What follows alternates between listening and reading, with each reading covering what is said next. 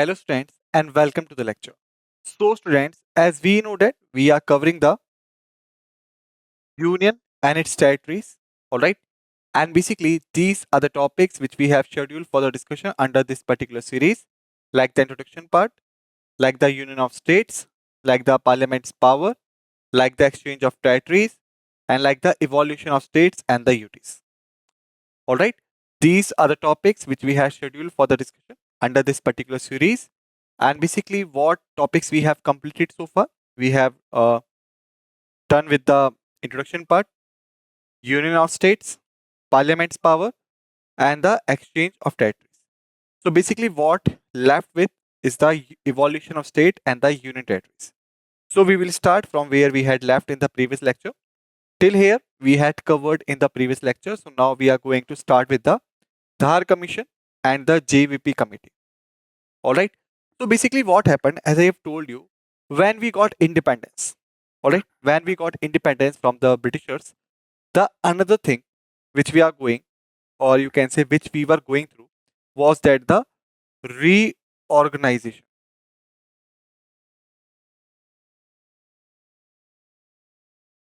Okay. Reorganization means that how do we reorganize the state structure? All right. Because as we had seen that there were you could say there was a system in our country, all right, and there was a division. Okay. Like there were three groups: Group A, Group B, all right, Group C, and the Group D. That was the division. Okay. This contains the, I think that Group A contains the 9 governors provinces. All right.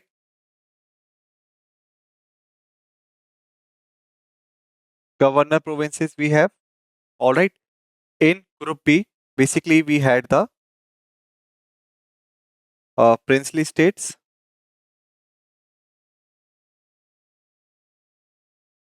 along with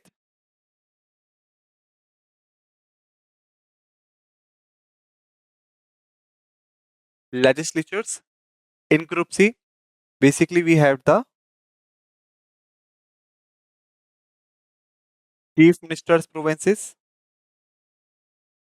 All right. And basically the last is the Group D, in which we had the island group, which we call as an Andaman and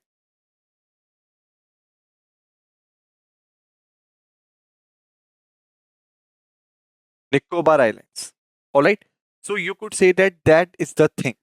Okay. These is the division. Group A,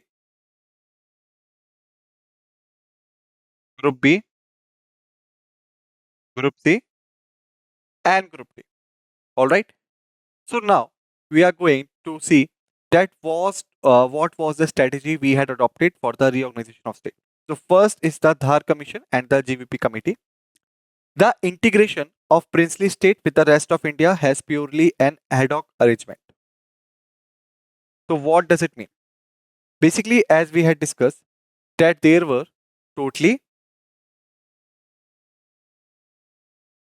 552 princely state at the time of independence. All right. And basically, we had discussed that 549 states out of this 552 basically merged with the Indian Union. All right. And there were the three states which names are like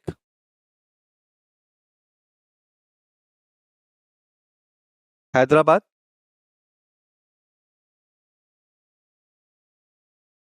Junagadh, and the last was Kashmir or Jammu and Kashmir, you could say.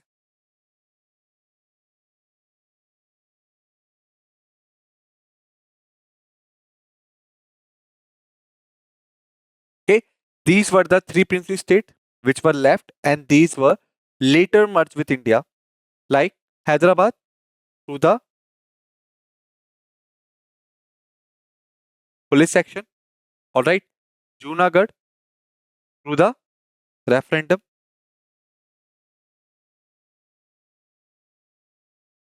All right. And Jammu and Kashmir through the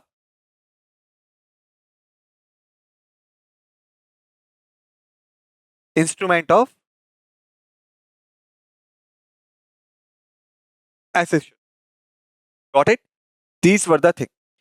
So basically, the merger of all these 552 princely states with India was based on the ad hoc arrangement.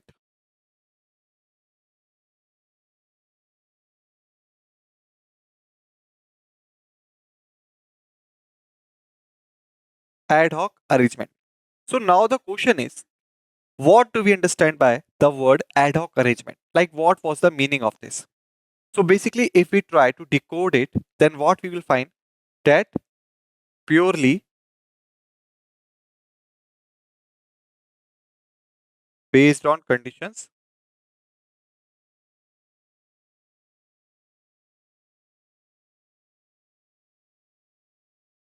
and not on planned manner. All right. So when we got independence, all right. So basically, the territories which were ruling by the Britishers, or we could say the territories which were renamed as a British India,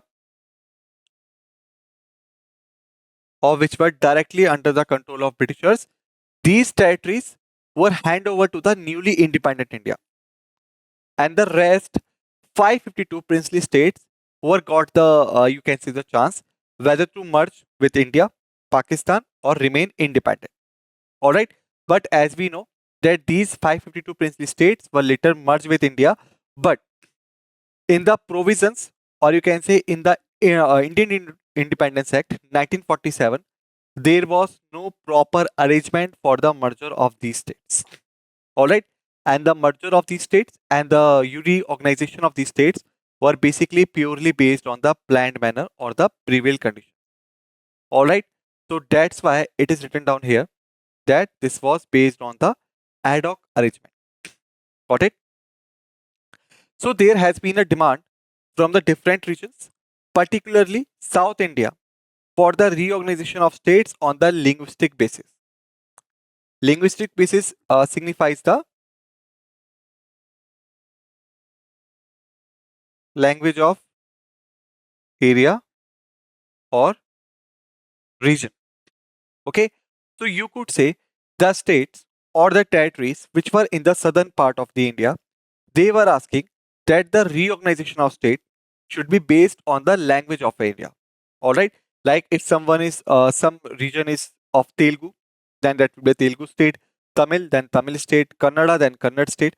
This is the demand which they were putting on us. Accordingly, that was a time in June 1948, when the government of India appointed the Linguistic Provinces Commission. Okay, which commission was appointed? Linguistic Provinces Commission. All right, that was the name of the commission. And basically, who was the chairman? The chairman was S.K. Dhar. Okay, so basically, the S.K. Dhar was appointed as the chairman, and he was the head of the Linguistic Provincial Commission, which main aim just to see the feasibility of this, or you could say that they were tasked to look after that whether it is possible to organize the state on the linguistic basis or it is not possible. All right. So subsequently, the commission submitted the report in December 1948 and recommended the reorganization of state on the basis of administrative convenience rather than linguistic factor. All right. Why? Because when we talk about India, all right, then India is a land of diverse ethnicities and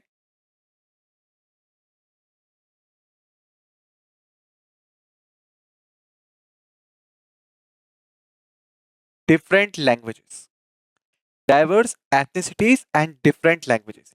Even if we talk about the southern part of the country, all right, and if we talk about any particular region, all right, so there will be a condition of mixed language also.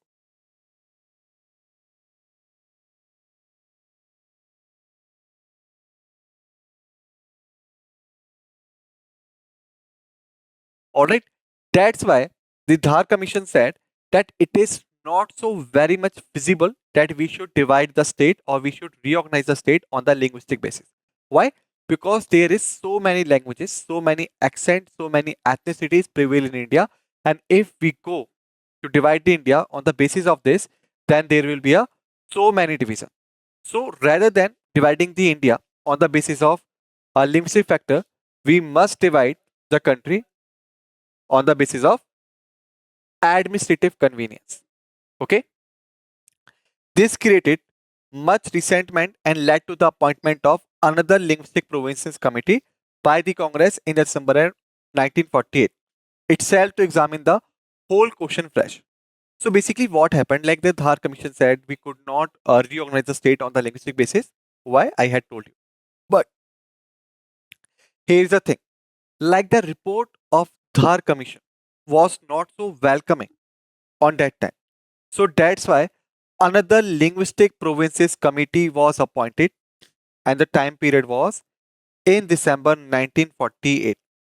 Okay, and they were required to check the whole question on the fresh basis. All right, it consisted of Jawaharlal Nehru, Vallabhbhai Patel, and Jawaharlal Nehru, Vallabhbhai Patel, and Patape Sitaramayya, and hence was properly known as the JVP committee. J for Jawaharlal Nehru, V for Vallabhbhai Patel, and P for Patape Sitaramayya. Okay, so if the question asked in the examination, all right, like who were the participant of JVP committee, so by seeing the first letter, you could easily guess the name. All right, Jawaharlal Nehru, Vallabhbhai Patel, and the P. Sitaramaiah. So this, you can say that new commission, which was appointed in the 1948, submitted its report in April 1949 and formally rejected language as the basis of for the reorganization of state. So what happened? That the committee, which was appointed later, the committee also submitted the same response as the response was submitted by the SK Dhar, that we are not so much, you could say, not so much be happy if we divide the state on the linguistic basis. Why? Because as I have told you, there is so much diversity in the country in which we are living. So reorganization of state on the linguistic basis is not feasible from any point of view. All right. So basically, that is the table which I have put here so that I could show you the territory of India in the 1950 before the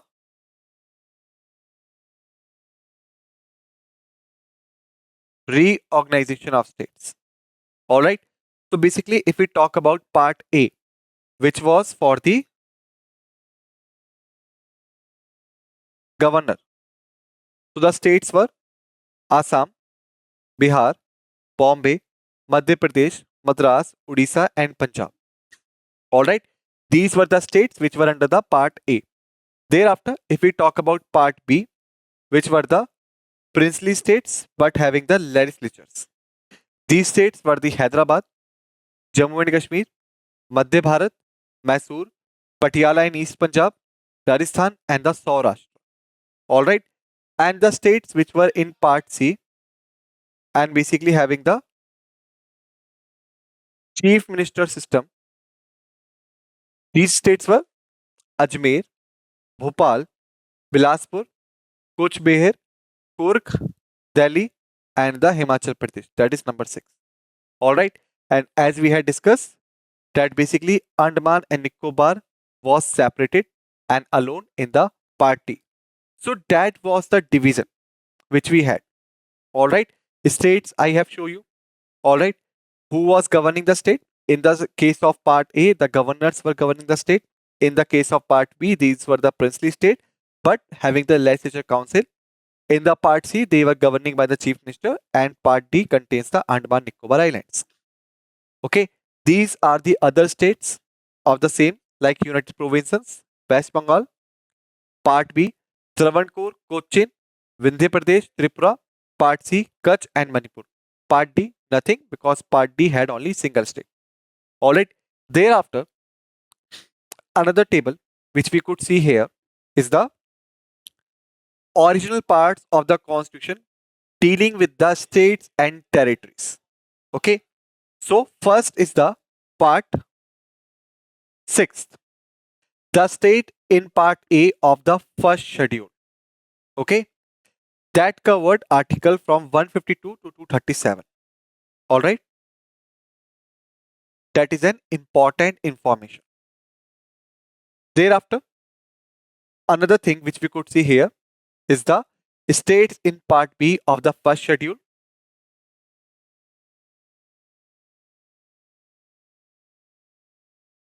Part B of the first schedule. All right. This contains the articles from 238. All right. Thereafter, another is states in the part C of the first schedule. Articles are 239 to 242. Thereafter, the territories in part D of the first schedule and the other territories not specified in that schedule is Article 243. All right. So that is the picture. These are the original parts of the constitution which were dealing with the states and the territories. Got it? So evolution of state and the union territories. However, in October 1953, the government of India was forced to create the first linguistic state known as the Andhra. All right. So remember, the first state which was constituted in India on the basis of linguistic was the Andhra Pradesh. All right. And basically, it was separating the Telugu speaking areas from the Madras state. All right. So remember that if we talk about Madras, so Madras were Tamil dominating site.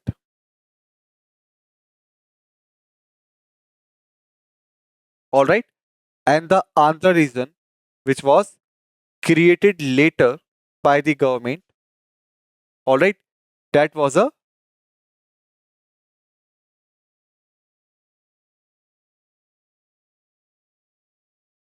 dominating site.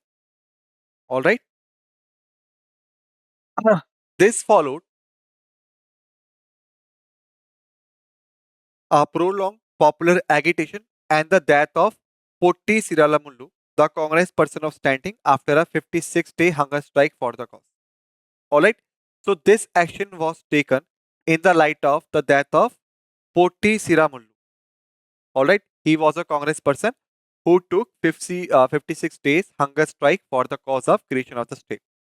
Alright, thereafter, another thing or the another commission which was appointed was the Faisal Ali Commission. So far, we had seen the two committees,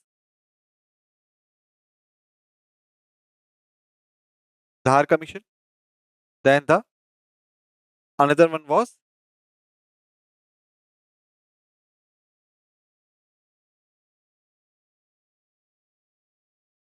JVP Commission, and the third was Faisal Ali Commission. Okay, the creation of Andhra state intensified the demand from other regions from creation of states on the linguistic basis. So what happened when the government created the Andhra Pradesh, which was done on the basis of Telugu language? All right. So that's why the states or the regions which were existing on India, okay, they were also demanding the same. Like if the Andhra Pradesh could be created on the basis of linguistic, then why not the other areas? Okay. This forced the government of India to appoint in December 1937 a three-member state reorganization commission. So remember, the another name of the Faisal Ali Commission was the State Reorganization Commission. Okay. And who was the chairman of this commission? The chairman was Faisal Ali. And he was required to re-examine the whole question. Got it? Its other two members were K.M. Pannikakkar and H.N. Kunzru. Okay, so who were the members of the Faisal Ali or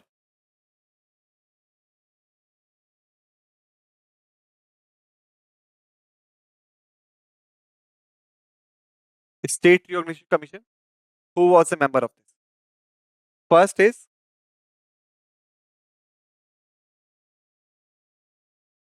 Faisal Ali. Second one was K.M. Pannikar.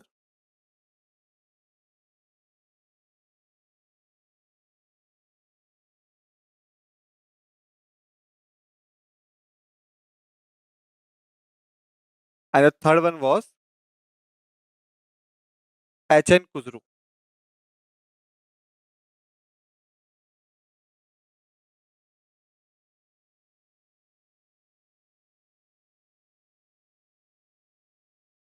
Alright.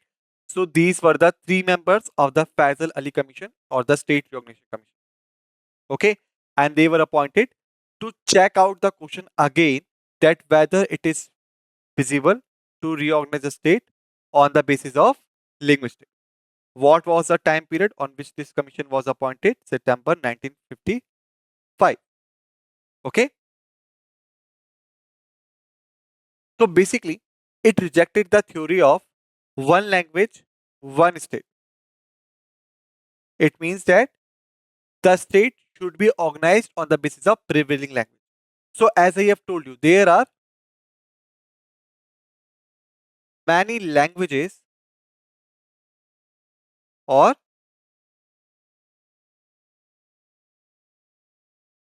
ethnicities in India. So if we proceed with the reorganization of state on the one language, one state basis, so you could not even guess that how many states we have to create it. Alright. So basically it rejected the theory that one language, one state could be existed. Its views was that the unity of India should be regarded as the primary consideration in any redrawing of the country's political units. Okay, like through the constitution, we had adopted the federal structure.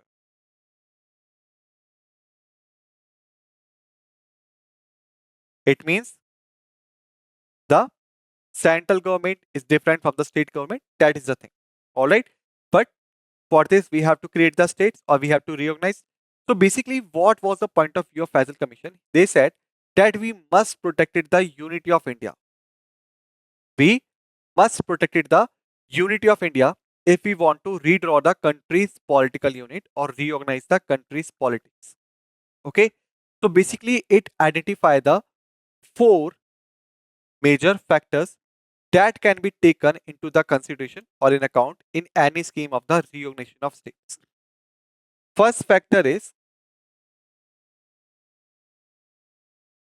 preservation and strengthening of the unity and the security of the country. Okay, it means that if we want to redraw the political units, if we want to reorganize the states, then first we have to do the thing in a manner that we could preserve and also strengthen the unity and security of the country. Thereafter, we must organize the state on the basis of linguistic and cultural homogeneity, which means not only the language is the same, but also the ethnicities must be same. Thereafter, financial, economical, and administrative consideration must be taken. It means that our job, it's not like that. We should just organize the state on the linguistic basis, on the ethnicity basis, then forget it off. No, we must taken out that whether the state having the resources in the terms of financial matters, economic methods, and the administrative consideration, so that it could be sustained for a while. Okay. Thereafter, planning and promotion of welfare of the people in each state as well as the nation as a whole. Okay, it means that we have to ensure the welfare of the people in each state as well as the nation as a whole. Okay, so remember, these four were the point of view of the Faisal Ali Commission. All right, so basically, territory of India in 1956 and the states union territories, which were basically evolved. So states were Andhra Pradesh, Assam, Bihar, Bombay, Jammu and Kashmir, Kerala, Madhya Pradesh. All right. UTs were Andaman and the Nicobar Islands, Delhi, Himachal Pradesh, Lakshadweep, Minokai, and Ammanidweep Islands, Manipur and Tripura. Okay. This is as per the 1956, because most of you will get confused that Bombay is now a city. Okay, it is the capital of Maharashtra. So why we have put it here as a state? Because we are talking about the 1956, not today's scenario. All right. So as per the records of 1956, Andhra Pradesh was the state, Assam was the state, Bihar was the state, Bombay was the state, Jammu and Kashmir was the state, Kerala was the state, Madhya Pradesh was the state. As per the UTs and the Union Territories, Andaman and Nicobar Islands were there, Delhi was there, Himachal Pradesh were there, Lakshadweep, Minicoy and Ammanidweep Islands were there, Manipur and the Tripura. All right. Thereafter, Madras was the state, Mysore was the state, Odisha was the state, Punjab was the state, Rajasthan was the state, Uttar Pradesh was the state, West Bengal was the state. Okay, territories were limited, so there is no territory we could see here. All right. So basically, the commission suggested the abolition of four-fold classification of state and territories under the original constitution. It means that as we had classified the states and the UTs on the basis of Part A, Part B, Part C, Part D. Okay. And creation of 16 states and 3 centrally administrative territories. The government of India accepted these recommendations with certain minor modifications. It means that the reports of the Fazal Ali Commission were successfully submitted, but some minor modifications were made by the State Reorganization Act. State Reorganization Act 1956. All right. And the 7th Constitutional Amendment Act 1956. The distinction between Part A and Part B was done away with. The Part C states were abolished. So what happened? That first, the government passed the State Reorganization Act 1956 on the basis of the state will be organized. Why? Because the Constitution of India contained the name of the state, the territorial extent, and the political structure. That's why it was necessary that the Constitution must be amended, then only this action could be taken on the ground on the effective basis. So 7th Constitutional Amendment Act 1956 was taken into the Constitution. Okay. So because of this, the difference between the state Part A and Part B was done away or was cancelled, and the Part C states were abolished. Okay. Some of them were merged with the adjacent states and some were designated as UTs. Okay. So the states which were mentioned in the Part C, whether they got merged with the adjacent states or were designated as the union territories. As a result, 14 states and 6 union territories were created on 1st November 1956. All right. So you could see here that total 16 states and 3 UTs were proposed, but 4 states and 6 UTs were created. The State Reorganization Act 1956 established the new state of Kerala by merging the Travancore and Cochin state with the Malabar district of Madras state and Kasaragod of South Canara, Dakshin Kannada. Okay. Merged the Telugu speaking areas of Hyderabad state with the Andhra Pradesh state to create the Andhra Pradesh state in the full form. Further, merged the Madhya Bharat state, Vindhya Pradesh state and the Bhopal state into the Madhya Pradesh state so that the Madhya Pradesh state could be created. Okay. So students, basically in this lecture we have completed till here. In the next lecture we will continue from here.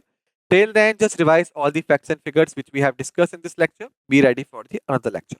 With this note, let's end this lecture, and what we say thank you.